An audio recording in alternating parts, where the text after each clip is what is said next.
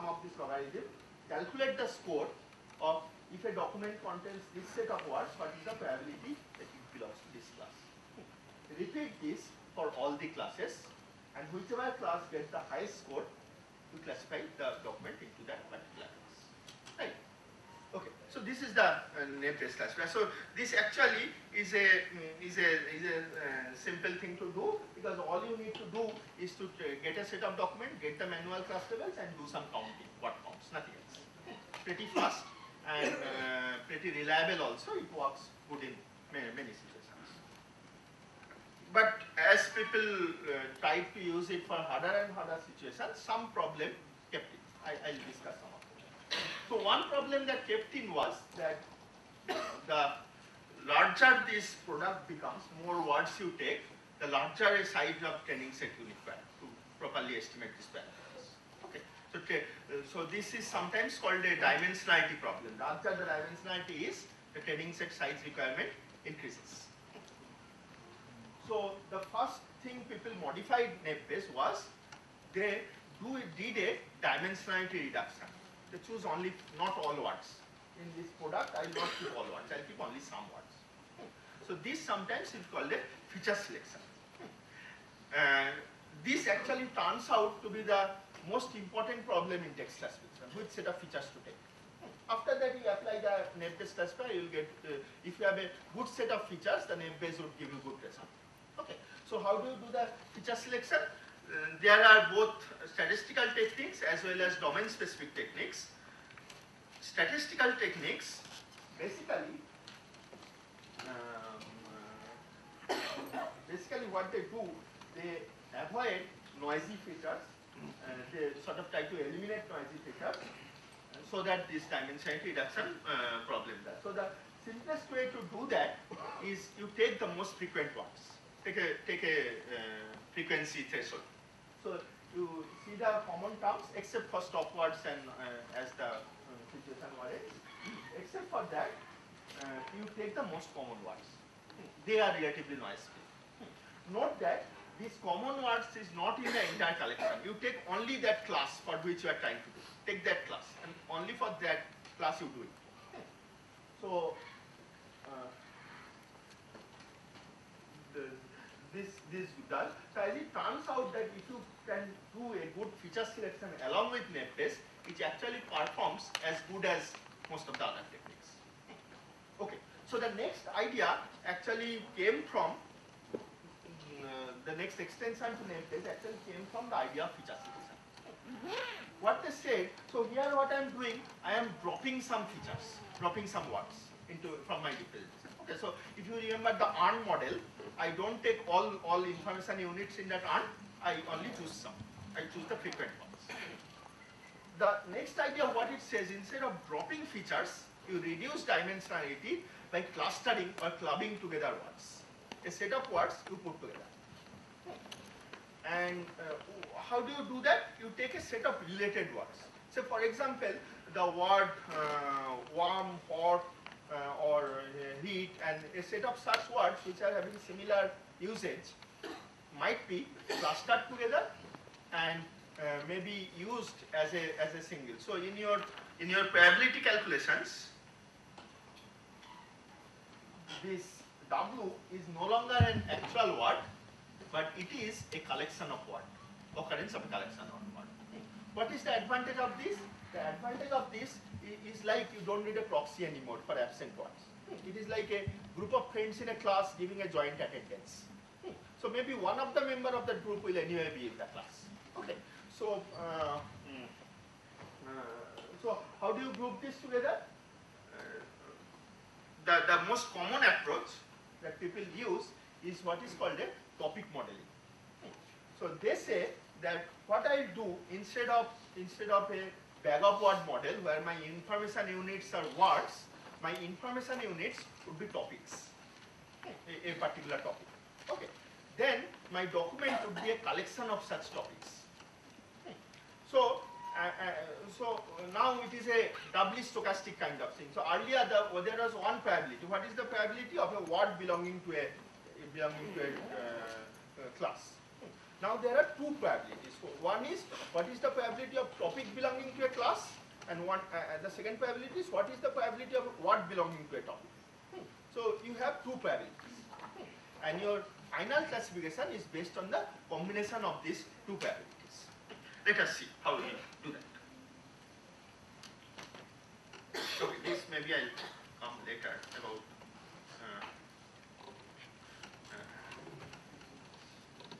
this thing. Okay, so one way to do this topic categorization is something like this. See, this net page actually we can think of this as something called a multinomial bond. It is like this, that when I make this bag of word is hypothetically generated by a set of coin tossing experiments. How it is done? You take a word, toss a coin, a biased coin with probability P. If the coin turns head, then you keep the word in this box, in this class of box for this class. Okay. Now this bias P varies from word to word and class to class. Say the bias P for election falling to political news class is very high. So now, if I ask the question, what is the and if I know so what is multinomial? If I know this individual probability of these words appearing, I can calculate the probability of say a certain frequency appearing. That means a word appearing in a document f times, a frequency f times. What is the frequency? So to do that, if there are n words in the document, I'll do n coin toss, and if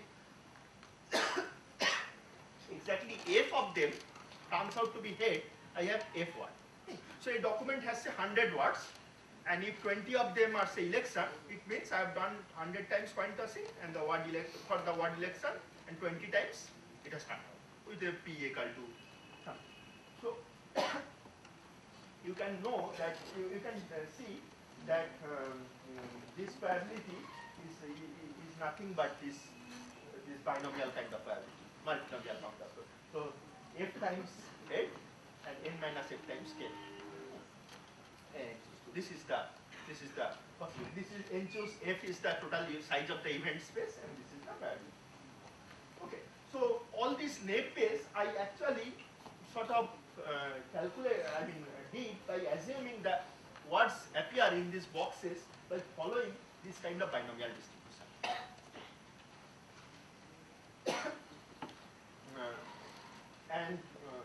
There was only one parameter in the binomial distribution, this probability P of coin turning head of this word appearing. But then people said that okay, this one parameter is not enough.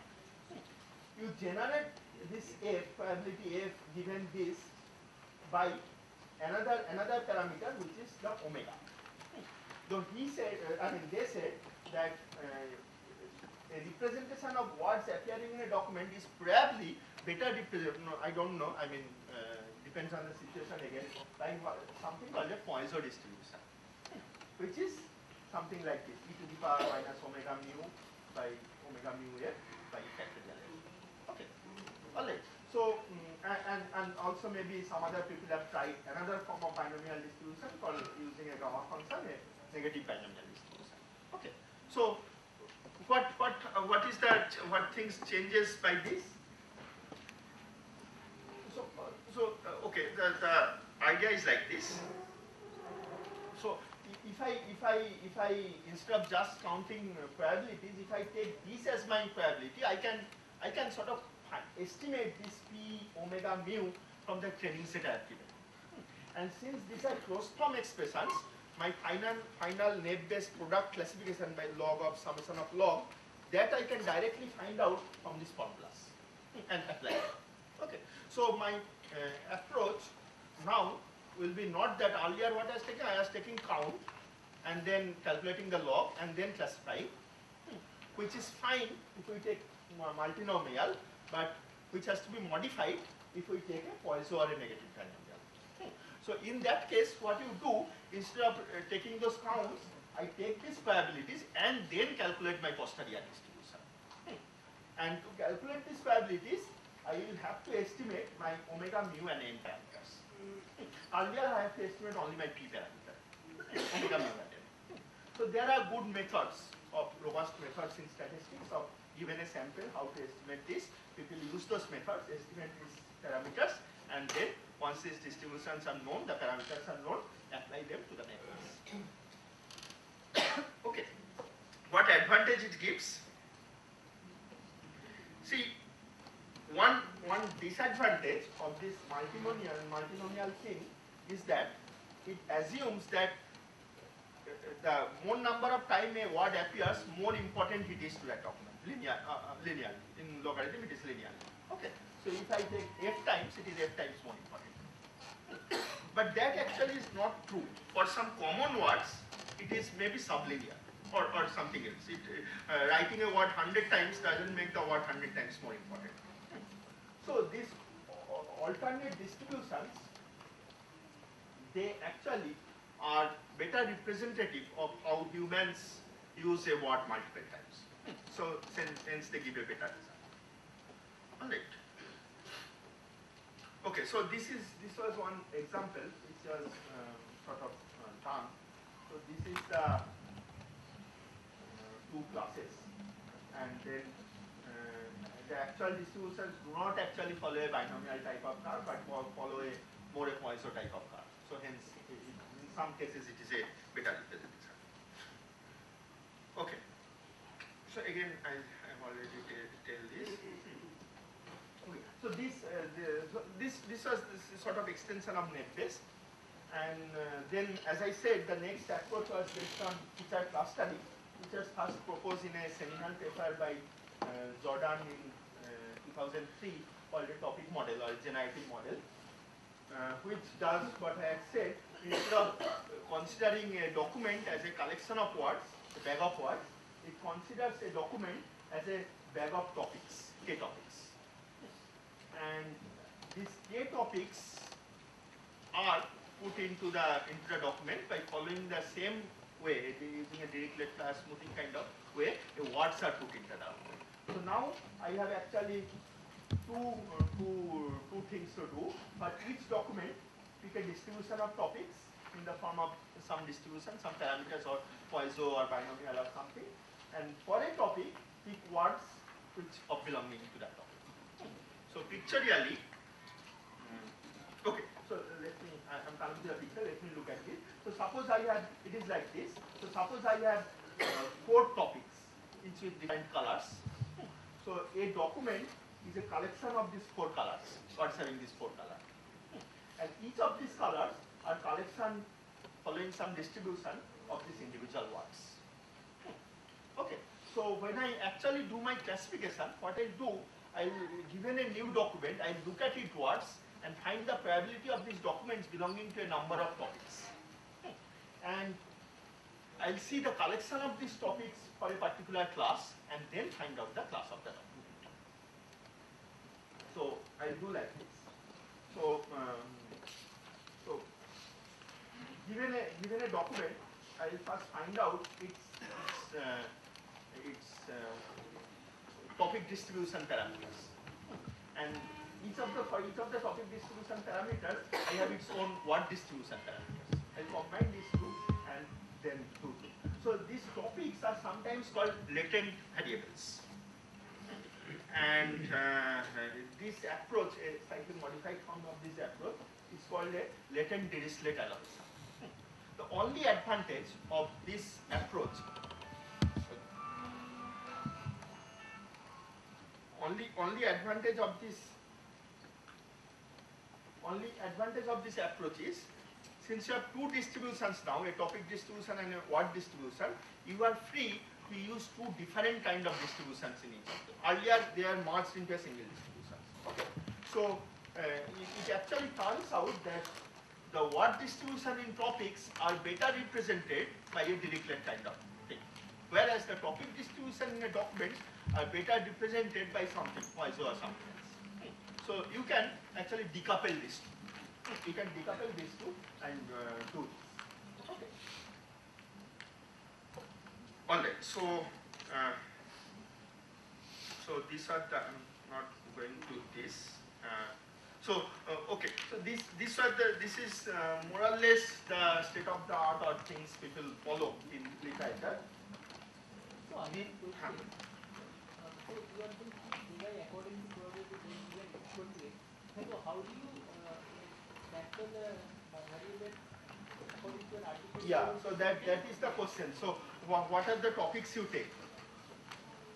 Is that the question? No, or I mean, you are sampling from an arbitrary probability system, right? So yes. it is like uniform or normal. There is a way, but if you have some arbitrary probability, how do you? No, not like that. See, the thing is that I make assumptions. Huh? So I have a set of level documents. Okay, and I have a set of topics. I have a set of class level documents, set of topics. And then I make an assumption that these words belonging to this topic follow a multinomial distribution. And then topics belonging to document follow some other Poisson distribution with some parameters. I make this assumption about this. And then the parameters of this Poisson and this multinomial thing, that I estimate from the data. That I estimate from the data, get that. So this distribution families I assume, actual parameters of the distribution I estimate, and once I get this parameter, it is then straightforward to apply the net test. It is then straightforward to apply the net test. And then I get it. So far, I have not departed from net test. Only thing I have done, I have given more sophisticated techniques of calculating the net-based probabilities, which are more realistic maybe. I have just told that. Okay. Of course, there are many more. See, this is a 2003 paper, and there are many more development of this. You can see the literature. Okay, but still it is net-based. Then what is? How do you depart from the non-net? How do you go into non-net? Is that now you assume that words are dependent on each other. See, so far I have all made the assumption that still this product of probability is still there. They are independent. But actually words are not independent. One words depend on their co-occurrence is important, their sequence is important, all these are important. So the next, very quickly I'll wrap up. I'll skip this maybe. So next thing people said that instead of taking that they are independent, say that you take short segments of text where they appear in a sequence. A sequence of words are important. That means it is not individual words, but when I write a document, I actually write sequence of words. That is more important. That is more characterizing the better characterization of the document. Typing of a sequence of words. Okay. So that usually is captured by what is called a Markov model. That means only one word or sequence one. Okay. One thing that has been useful, I mean people have used, is called a hidden Markov model. So it says that there is a kind of a probabilistic automata kind of thing. So you have hidden variables which can be thought of as equivalent of something called a latent variable, and there are observable words. Here also there is a double stochasticness. That means you observe a sequence of words, and I say that this sequence of words are characteristics of a okay, if this topic, so hidden variables are the topics, if they appear, this word is likely to appear. So those are calculated by this probability. And then there are some transition probability. That means if I have written this hidden variable, the next topic I write is probably this. So this sequence is important. So maybe that is calculated by this transition probability, the edge, these arcs, the probabilities written on this arc. So these nodes have some emission probabilities. Given a topic, some words are generated, and these edges are the non-name part. That is, they are the sequence part, transition parts. One, then the next. Okay. So then again, each of these distributions can follow the multinomial and Poisson and other things we do, and there are ways, standard hidden Markov model training ways by where you get the transition parameters. And what I do is that for each of the classes, I have one such HMM, one such hidden Markov model. And when I model now a new document as a sequence of words, I present that string, that sequence, to each of these hidden Markov models, and calculate what is the probability of accepting this string. This transition, what is the probability? So in base I said I calculate this posteriori probability, whichever is the highest I put it in that. Here for each of the class I have one HMM, I calculate this absorbing probability, and which HMM is highest I put it in that class. So here sequence is important. There are many situations where this kind of sequence is more useful. But again the problem with HMM is these are very training intensive. You need you have sufficient. First you have to find out the structure of the HMM. Second, you have to find out good number of training sets so that you can train it well. One simplification, which maybe we will study later, is called a. I'm again not going into all this.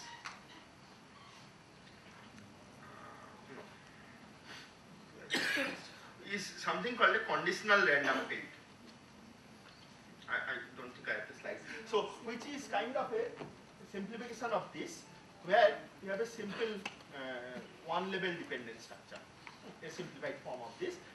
As a result, the training becomes easier, and you have, in most cases, you have a reasonably good model of the actual way people write strings. Okay, so I think for this half I'll stop here. I have talked about probabilistic approach. In the next talk I'll talk about non-probabilistic approaches, which are so any questions? So my next talk will be on.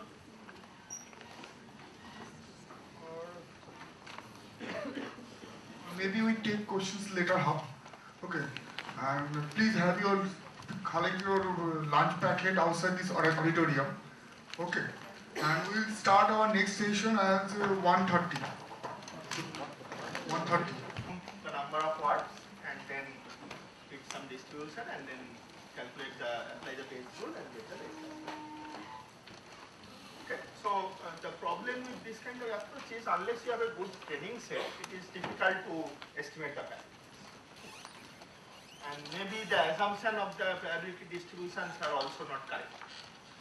So alternatively, people started using some alternate methods, sometimes called non-parametric techniques, where they actually viewed the problem of classification like this. So you view every document, you represent, we have known that every document is represented by a vector. The vector space model, where you have vectors of words, and every component of the vector is number of times the word appeared. So if you take this view, what you can imagine is that, see, this vector is nothing but a point in a high dimensional space. So if it is a three-dimensional vector, the tip of the vector is nothing but a point in the three-dimensional space. Similarly, if you have a 100,000 dimensional vector, it is a point in a 100,000 dimensional space. And since every document is represented as a vector, I can imagine every document as a point in a very high dimensional space. And what are the axes of this space? Each dimension are nothing but words. So, for example, let me go back a little bit to the first slide. So if we take this document, this will be a 7-dimensional vector where the component, the projection on the first dimension would be 3 and then 2, or maybe normalized into a fraction 3, 2, 3, 1, 1, 1. This would be a vector. So it is a point in a high dimensional space, and what we can see is that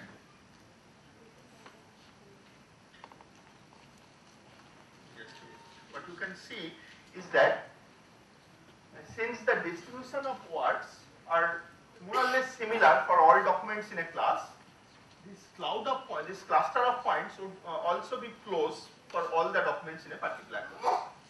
So if you take all political news stories and you see their points, they would lie close together in that high dimensional space. Okay. And also so that is premise 1. The premise 2 might not be true, but helps is that usually this cluster of points for a class do not overlap each other. They do not cross each other. Okay. So if this is the case, instead of doing all this probability calculation and other things, what I can do is that I can, so this is an example. So I have a two-dimensional space, and there are three classes, and this each point, each circle is a document in two words. Okay. So what I can do is that I can, when I want to classify a new point, which is a square, a new document, what I can do, I can draw class boundaries. So I can draw a separator which discriminates between the classes. And so basically your entire space is now fragmented into three non-overlapping regions. And for the unknown square, which is another document whose class is yet unknown, I see which of these three regions it falls into and classify it on that class. Now, what people have done is that they have tried to draw different ways of drawing these boundaries. So I get basically three centroids, one for each class. And when these separators are nothing but the local set of points which are equidistant from these two centroids, or that is a separator. So that means if I draw three lines, the points on this line is probably equidistant from this blue and this black one. Similarly, all the points on this are equidistant from this red and this blue one, centroid of these two. So I get like this. And so my classifying new point is nothing but given a new point, I calculate the distance to three centroids. Whichever is closest, I put it in that place. This is called a centroid-based classification algorithm. So, and it is very easy to calculate the centroid. What I do is that to find the centroid of a class, I take all the vectors of that particular class, all the documents, and find out by total, add them up, divide it by the total number of documents. Okay. Sometimes some normalization is done. Usually what is done, you can actually normalize the magnitude of this vector so that these vectors are unit vectors, unit magnitude. Okay, only vectors. And if you calculate centroid, some more normalization is required, but you can do it. So this method is one of the earliest method of classification. It's called the Roccio method. So this was also actually used in originally used in some other context called relevance feedback, where you given a simple retrieval problem, that means given a query, a document should be retrieved or not, I can pose as a binary classification problem. That means given a query, I classify a document as relevant to the query or not relevant to the query. No, relevant query. What Roccio did was it used a formula to try and calculate the centroid of all relevant documents and centroid of all non-relevant documents. How for one document, find out the closeness to these two centroids, and based on that, find out the relevance score. So this can easily be extended to classification, and this was used. But the problem with this approach is, the centroid is not always a good characterization, because even with the same centroids, I can get distribution of the points which are different in shape. A circular shape can have the same centroid as maybe an ellipsoid shape or some other shape. But that shape feature is actually also very important in finding out where this boundary should be. The optimal boundary would depend on not only the position of the centroid but also the shape of the class. So, how do I find that? One of the simplest method is like this, which given any arbitrary set of do it. So this method, so earlier what I did, given a new document, I found out the distance to three centroids in this case, closest centroid I put it. Now, not just find distance to centroids, but find distance to all other points. Okay, so if this is the this is the new yellow one, is the new point to be classified. What I will do, I will choose integers k 6 or something, choose an integer k and find out on this yellow what are the k closest points. I find out nearest neighbors. Yes, I found out that among these k closest point, if I see that the majority is red, I will be inclined to classify this yellow point as red. Classify this yellow point as red. So this is called the k nearest neighborhood. So define a k neighborhood, k closest points, pick the majority cluster. So what you have to do in this case is nothing. It is sometimes called a lazy learning or a very. All you have to do is choose an integer. Rest is just finding the distance, find the meter. Nothing else is required. Okay. So now one of the simplest form of this k where you don't have even have to choose k is where you take only the nearest neighbor, single nearest neighbor, one element. Okay. So the reason this method works actually is that it can be shown that so I take k equal to 6 and out of 6, 5 points are red. So 5 by 6, this is actually the posteriori probability of this point belonging to the red class. 1 by 6 is the posteriori probability of this point belonging to the blue class. Can be shown. And the Bayes rule actually classified it into the higher posteriori probability. So this majority rule is actually following the Bayes rule. It is based on the same principle as the Bayes rule. In the Bayes rule, what I did, I took all this independence assumption and all these things.